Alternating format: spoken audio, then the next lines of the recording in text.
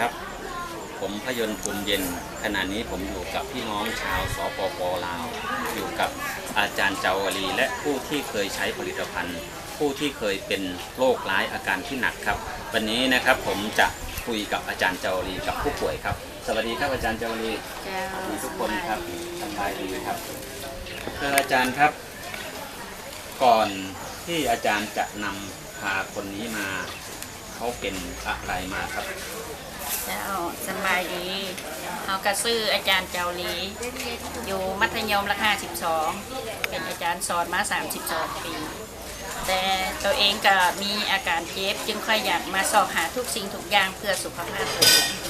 แต่ตัวเองดีแล้วก็ยังอยากให้ช่วยเหลือผู้อื่นโดยที่ว่าเขาไปล้อแบบตามธรรมชาติแต่ว่าเลยไปกินข้าวข้าวเปียกแล้วก็เห็นเพิ่นว่ามีเท้าสีสุพรรณหนึ่งเท้าสีสุพรรณเจ้าชื่อเขาชื่อเท้าสีสุพรรณเข้าเล็กซื่อน้อยนะครับแล้วก็มีเป็นมะเร็งตอมน้ำเหลืองที่ว่าลิ้นของเราจนเต็มปากหมดเลยและน้ำหนองก็ออกทางนี้อีกลิ้นตรงนี้เต็มปากเลยใช่ไหมครับน้ำหนองก็ออกหมดเลยทั้งนี้ทั้งหน้าทั้งหลังนี่ก็ออกหมดน้ำหนองน้ำหนองจะออกตรงนี้นะครับตรงที่เป็นนี่คือดีแล้วใช่ไหมครับดีแล้วออกมาเยอะไหมออกนับทวนแล้วทางนี้ด้วยใช่ไหมครับทางนี้ก็ออกมาอีกอันนี้จนสอดเป็นหูเลยทะลุเป็นรูเลยใช่ไหมครับเป็นหูสอดทันเลยครับผมบาดก็เลยว่าคิดว่าแล้วกะชีท่านหมอบอกว่าต้องมารอคอยตายว่าสิซะเป็นโรคมะเร็งขั้นที่3แล้วมะเร็งขั้นที่3ตัวเองก็เลยว่าตัดสินใจอยากช่วยเหลือเราก็ว่ากับเราว่าแล้วให้พ่อเขียนหนังสือมีหนังสือบันทึกเซ็นจากในบ้านอีกครั้งแน่ถ้าให้สมุนไพรนี่ไปให้กินเอาแฮปปี้วันนี่ไปให้กิน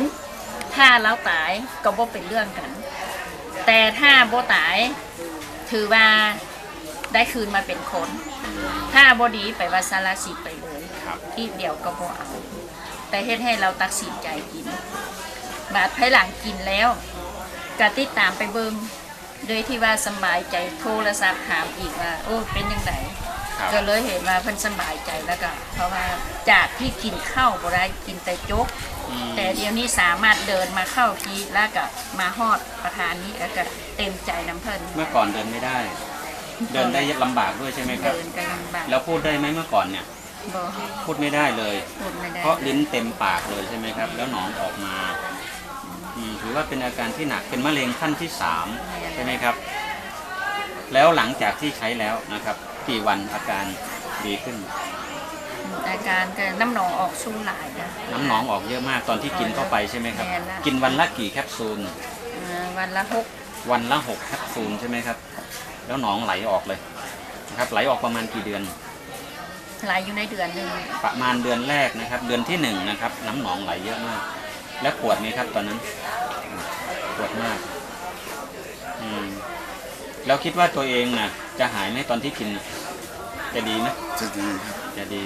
นะครับเมื่อก่อนพูดไม่ได้แบบนี้ด้วยเมื่อก่อนพูดไม่ได้ไม่คุยไม่ได้กับใครเลยเก็บมันตันเลยมันตันมันอั้นมันพูดไม่ออกเนาะตอนนี้ลิ้นเราเนี่ยยุบลงเยอะไหมตอนนี้ยุบลงเยอะครับยุบลงเยอะแล้วนะครับเนาะตามที่เขาพูดเนาะแล้วก็ตอนนี้นะครับอาการดีขึ้นเยอะไหมตามในความรู้สึกตัวเองดีขึ้นเนาะดีขึ้นครับตัวเราเขาสีรังสีพร้อมนะมันจะดำหมดเลยทั้งตัวมันตัวเขาเองเคยมาฉีดรังสีมาฉายแสงเนาะที่ไหนครับที่เมืองไทยที่ลาวเนาะครับแล้วเป็นยังไงบ้างครับตอนที่ฉีดรู้สึกแล้วท่านก็กินยาของทุกบริษัทกินยามาเยอะด้วยเนาะก็กินผลิตภัณฑ์มาเยอะนะครับแล้วมีความแตกต่างไหมจากที่เรากินที่อื่นกับกินตัวนี้ต่างกันเยอะไหมข้างมันตัวอื่นมันแตกต่างแต่ว่ามันขึ้นก็แตกต่างแหละเห็นเนาะเราเห็นความแตกต่างจากการกินตัวนี้นี่ครับคืออาจารย์เจาวลีท่านอยู่หลัก52สปป.ลาวและก็คุณอะไรนะครับเท้าสีสุพรรณอยู่หลักชื่อเล่อยู่ที่ไหนนะครับอยู่เมืองเก่าครับเมืองเก่าแขวงเวียงจันทร์นะครับอายุเท่าไหร่นะอ อายุ30นะครับแล้วก็เป็นโรคมะเร็งขั้นที่3นะครับพอมาใช้ผลิตภัณฑ์ Happy One ก็เห็นความแตกต่างและก็ดีขึ้นด้วยการยืนยันของอาจารย์เจารีนะครับท่านเป็นอาจารย์สอนอยู่ที่หลัก52แล้วก็นี่คือพี่สาวใช่ไหมครับพี่สาวของคุณเล่นะครับที่ดูแลกันมากี่ปีแล้วครับที่ดูแลกัน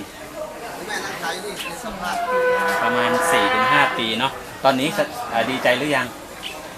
ดีใจเนาะคิดว่าน้องชายคงจะดีแล้วนะครับนี่คือตัวอย่างของคนที่เป็นโรคมะเร็งขั้นที่3นะครับอาการที่หนักมากทางเราได้วันนี้นะครับเราได้ช่วยเหลือฟรีนะครับกับการให้ผลิตภัณฑ์นะครับส่วนหนึ่งในการไปกินไปใช้ก่อนแล้วนะครับอีกโอกาสหน้าเราจะมาคุยกันกับคุณเล่อีกทีหนึ่งพร้อมกับอาจารย์เจารีนะครับวันนี้ขอบคุณครับอาจารย์ขอบคุณครับสวัสดี